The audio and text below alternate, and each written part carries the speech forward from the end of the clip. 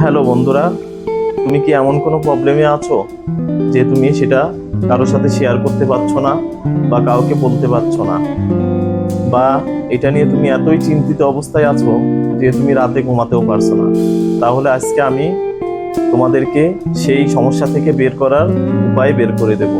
আমি এমন কিছু টিপস তোমাদেরকে দেব যা তোমরা খুব সহজেই সেখান থেকে বের হয়ে আসতে পারো।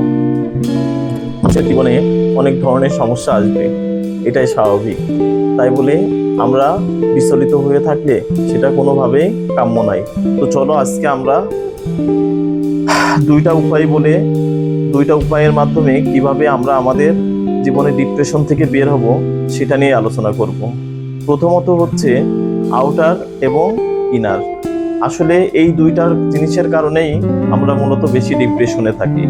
আউটার জিনিসটা কি এবং ইনার জিনিসটা কি? আউটার জিনিসটা আসলে তুমি দেখো, তোমার ফ্যামিলি আছে, তোমার চারিপাশের পরিবেশের মানুষ, তোমার বন্ধু বান্ধব, তারা কিন্তু তোমাকে কোনো না কোনো সময় দোষারোপ করছে, বা করলেও একটা নির্দিষ্ট সময় পর তুমি কিন্তু সেখান থেকে বের হতে পারছো।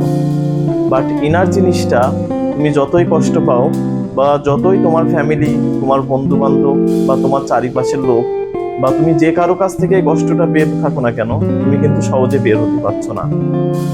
তো তুমি একটা জিনিস চিন্তা করে দেখো, ধরো একটা আকাশে, ধরো তুমি নিজে একটা আকাশ, কোনো সময় আকাশে কালো মেঘ আসছে, আবার কখনো নীল রাশি আসছে, আবার দেখো কিছুক্ষণ পর চলে যাচ্ছে।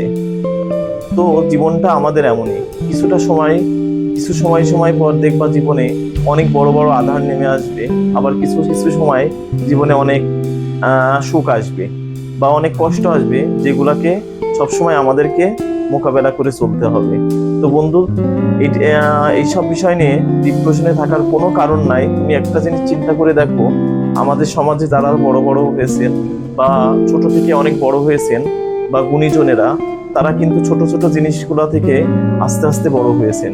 তাই আমাদের একবারেই ডিপ্রেশন নিয়ে কোনো চিন্তা করার কোনো কারণ নাই। আমরা যত বড় ডিপ্রেশনে আসুক না কেন, আমরা মনোবল শক্ত থাকলে অবশ্যই বন্ধুরা আমরা অনেক বড় হতে পারবো এবং কি অনেক বড় দূর পর্যন্ত এগিয়ে যেতে পারবো। তো ফ্রেন্ডসরা, সবাই ভালো থাকবেন এবং সবাই আমার চ্যানেলটা সাবস্ক্রাইব এবং শেয়ার করবেন। আশা করি তাহলে আরো ভালো ভালো ভিডিও আমি আপনাদেরকে উপহার দিতে পারবো।